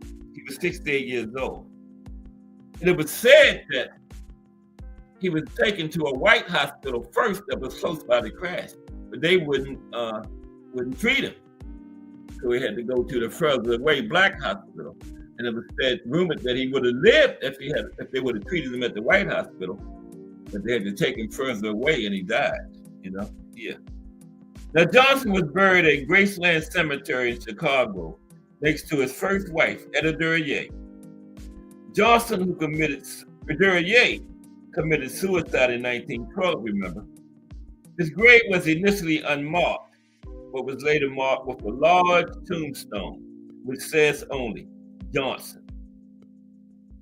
An additional marker was added after filmmaker Ken Burns released a film about Johnston's life in 2005. Johnston's new smaller gravestone reads, Jack Johnston of the world. That's all it says, Jack Johnston of the world. And Jack Johnston's signature is on the back of the headstone. Look at his legacy right quick and close it out. The legacy of Jack Johnston. I'm sorry. These words were kind of small, man. But we made it. Look at his legacy.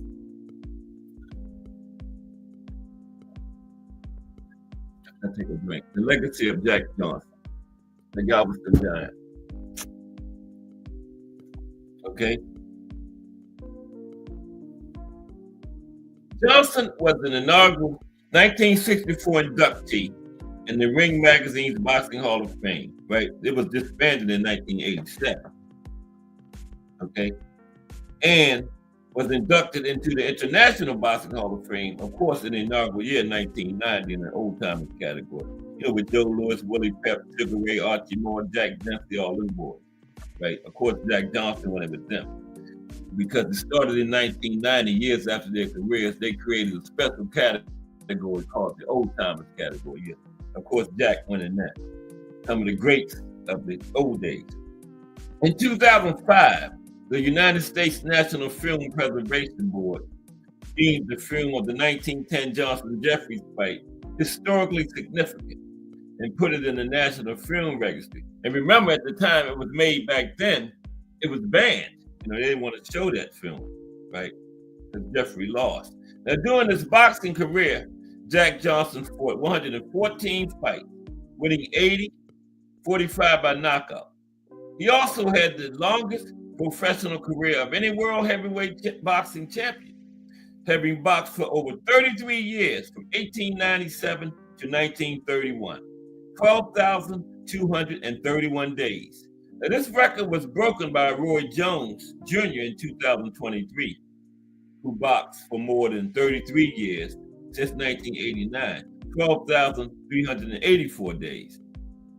Now, Muhammad Ali often spoke of how he was influenced by Jack Johnston. Ali identified with Johnston because he felt America ostracized Johnston in the same manner as because of his opposition. It's the same manner they had done Ali because of his opposition to the Vietnam War. an affiliation with the Nation of Islam. In 2002, scholar Olifi Kate Asante listed Jack Johnsson on his list of 100 greatest African Americans, with his Booker T on there. In 2012, the city of Galveston, Texas, dedicated a park in Johnson's memory as Galveston Island's most famous native son. The park, called Jack Johnsson Park, includes a life-size bronze statue of Johnsson. Actor and professional wrestler Dwayne "The Rock" Johnson, surname is in homage to Jack Johnsson.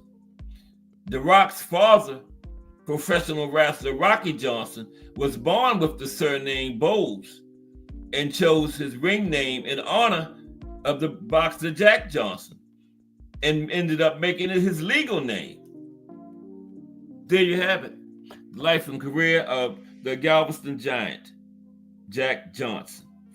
All right. Next week will be Nonito Donaire. It's Nonito Donaire retired. I don't usually do active boxers, but he haven't fought in a while. So yeah, we're gonna do Nonito Donaire next week. Okay. Hope everybody enjoyed that one. Yeah, Jack Johnsson, first ever black heavyweight champion. And he flaunted it. They didn't like him, a black heavyweight champion anyway. And then Jack would be in the ring talking trash, out of the ring talking trash, married 3 white women, and just flaunted his talents, man. And and then after Jack won it, after Jack lost it, we didn't get another black heavyweight champion till Joe Louis in around 37, over 20 years. And a lot of the black contenders suffered because, people like Harry Wills, they came out. Harry Wills was Jack Dempsey's #1 contender for almost Jack Dempsey's entire reign, but Jack Dempsey never fought him.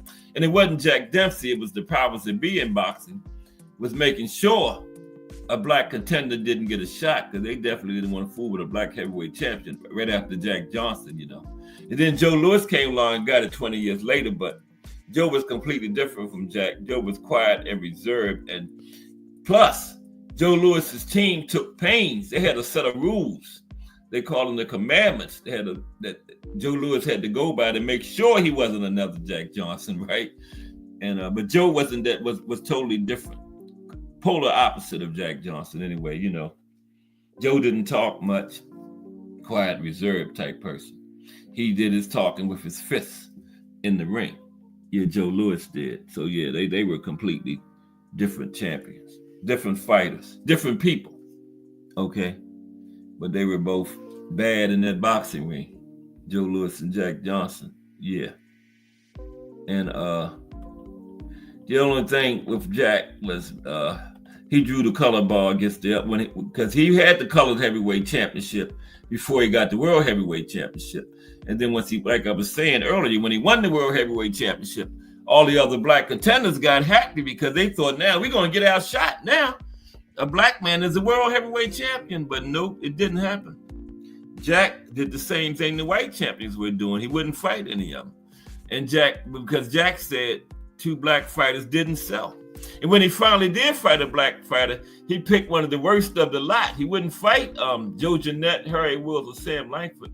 He picked this C-level fighter named Jim Johnston, right? And on the period when Jack was champion to when he fought Jim Johnston, one of the only people Jim Johnston beat was a prospect in his 3rd fight.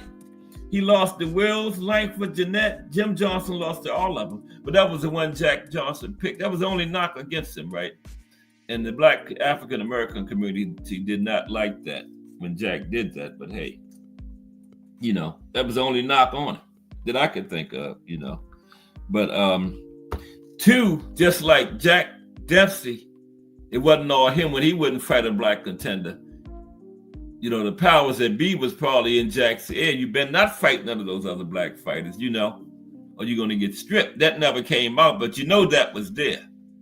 That was part of it, Tex Rickard and those type of people who were kind of like running boxing back then. They were in Jack's ear telling him, Because Tex Picard made some kind of comment back then about 2 black fighters couldn't sell either. That's probably where Jack got that from, when he made that statement.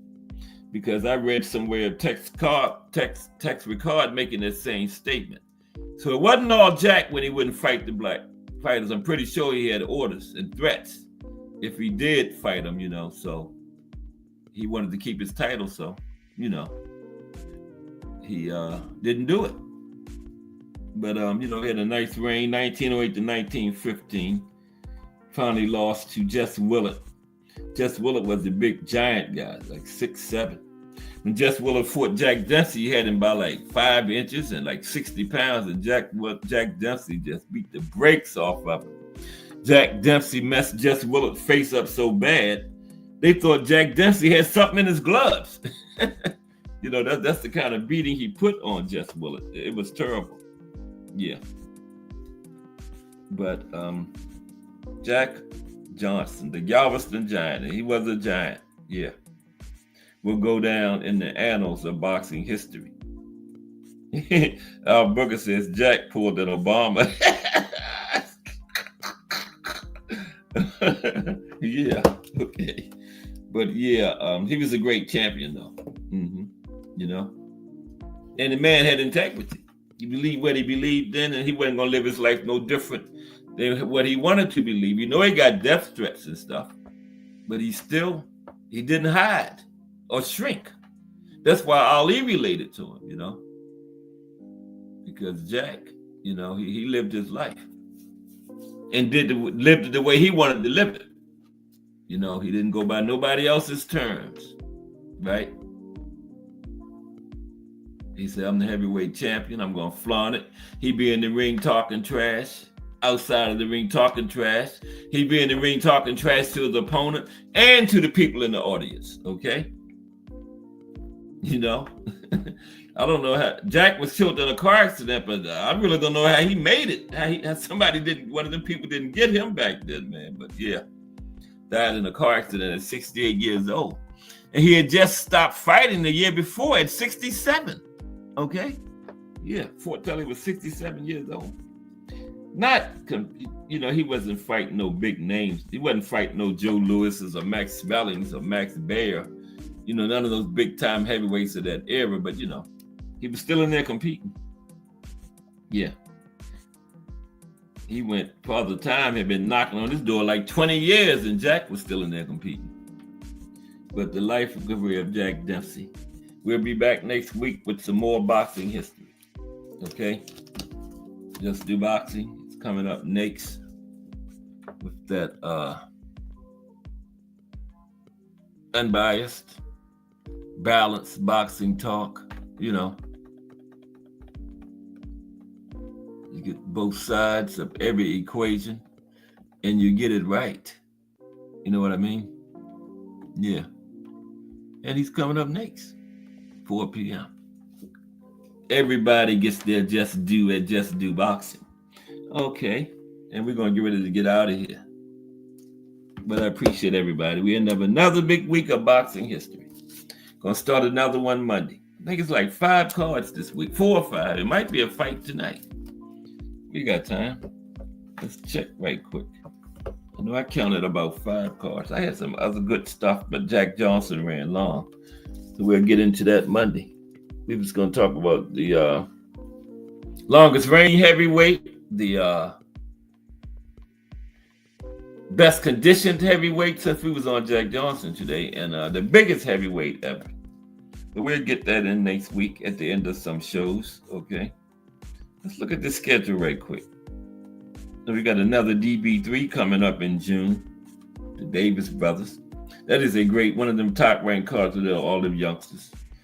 Like I was saying, Abdullah Mason taking on Jeremiah Nakatila. That'll be his biggest name to date. But Jeremiah has become a gatekeeper. He fought Raymond Muratalla. Muratalla got him out of there in 2, remember? So we'll see what happens with that. But a good step up for the youngster. Good test. Good name on his early resume. Is Abdullah still a prospect, or is he right there in that sweet spot between prospect and contender? Has he reached that level yet? You know what I mean? Okay, May 10th is tomorrow. Yeah. Emmanuel Navarrete back in there tomorrow. Okay, Raymond Muratalo. Speaking of Raymond Muratalo, he fights tomorrow. So yeah. That's one. That's from where's that from? San Diego. ESPN Plus. Oh, good. Ain't pay-per-view. Money getting funny, all these pay-per-views. We got one from Guinea, Equatorial Guinea. I'm not even gonna fool with that name, but it's tomorrow.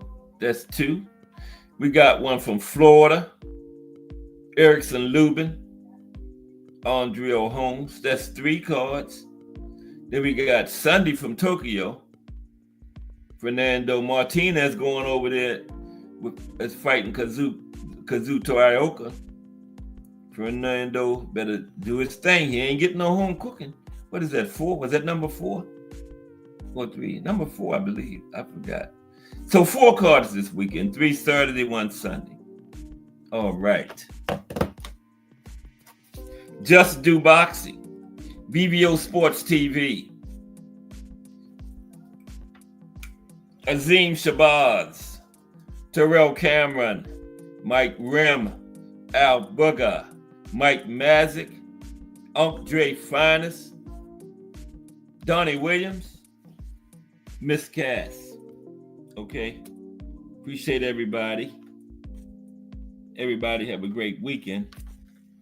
We'll be back Monday. Oh, contender Al Booger. Okay. You put him as contender now?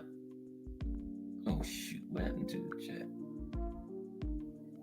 Yeah, okay. Yeah, that's what I was asking. I would agree with that. Yeah. Yeah, contender now. For, on,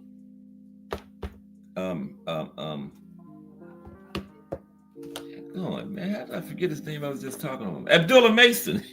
Yeah, he's going up against, that's in June or early June, down there at the Scope in Norfolk. Okay, you appreciate you, Al Booker. But Just Do Boxing is coming up next, right? Part of that Fire JBT network. Okay. Another Fire network in these these YouTube streets. And by the way, Just Do is going to be talking about Richards and Hitchens. Says, I'm better than Haney. Okay. Chris Eubank, near death scare after Conor Ben fight. So that's coming up in minutes on Just Do Boxing. So let's get on over there. Appreciate everybody.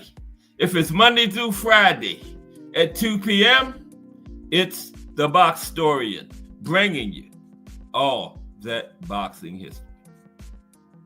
Just Do Boxing straight ahead. This is Cass Sports. Appreciate y'all. Have a great weekend. See y'all around the streets.